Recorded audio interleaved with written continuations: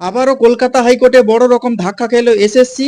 দাগী অযোগ্যদের বাদ দিয়ে নিতে হবে নিয়োগ প্রক্রিয়া। এসএসসির নতুন বিজ্ঞপ্তি নিয়ে রায় দিল কলকাতা হাইকোর্ট। আদালতে মামলাকারীরা জানিয়েছিলেন শীর্ষ আদালতের নির্দেশ অনুযায়ী 2016 সালের সিলেকশন প্রক্রিয়া ওই সালের রুল অনুযায়ী করতে হবে। 2016 সালের চাকরি প্রার্থীদের মধ্যে থেকেই তা করার নির্দেশ ছিল, কিন্তু বিজ্ঞপ্তিতে সেই নির্দেশনামা ছিল না। দাগী বা চিহ্নিত অযোগ্য চাকরি প্রার্থীদের নিয়োগ প্রক্রিয়া থেকে বাদ দিতে হবে। সোমবার এসএসসির নতুন বিজ্ঞপ্তি নিয়ে রায় দিল কলকাতা হাইকোর্ট।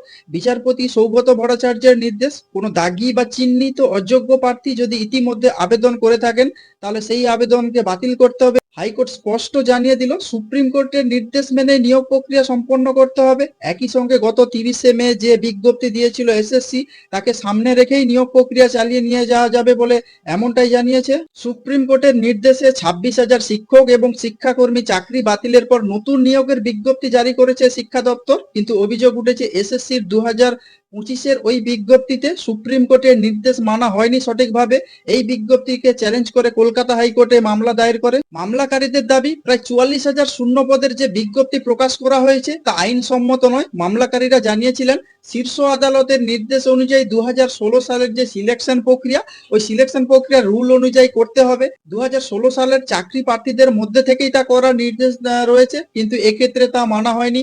পাশাপাশি বয়সের ছাড়ের বিষয়টিও নির্দেশ মেনে করা হয়নি বলে দাবি করা হয়েছে। মামলাকারীদের আরো অভিযোগ 2016 সালের নিয়োগের প্রক্রিয়া দুর্নীতি হয়েছে। এই মামলা সামনে রেখে নতুন করে নিয়োগের কথা বলেছে সুপ্রিম কোর্ট। ফলে নতুন করে বাছাই প্রক্রিয়া হলে তা 2016 সালের নিয়োগ বিধি মেনেই হওয়া প্রয়োজন। সোমবার হাইকোর্টে নিজেদের অবস্থান জানায় রাজ্য এবং এসএসসি।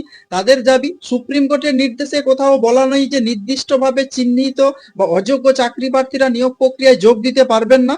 যদিও এই যুক্তিতে সন্তুষ্ট নয় আদালত এবং বিচারপতির পক্ষ থেকে বলা হয় কমিশনের কাছ থেকে এই রকম ব্যাখ্যা প্রত্যাশিত নয়। তারপরেই হাইকোর্ট জানালো শুধু দাগী বা চিহ্নিত অযোগ্যদের নিয়োগ প্রক্রিয়া থেকে বাদ দিতে হবে। গত 30শে মে যে বিজ্ঞপ্তি দিয়েছে এসএসসি তাকে সামনে রেখেই নিয়োগ প্রক্রিয়া চলবে। দাগী বা অযোগ্যদের হয়ে সওয়াল করে এক প্রকার বলতে গেলে দাগী বা অযোগ্য প্রার্থীদের পাশেই দাঁড়ালো এসএসসি।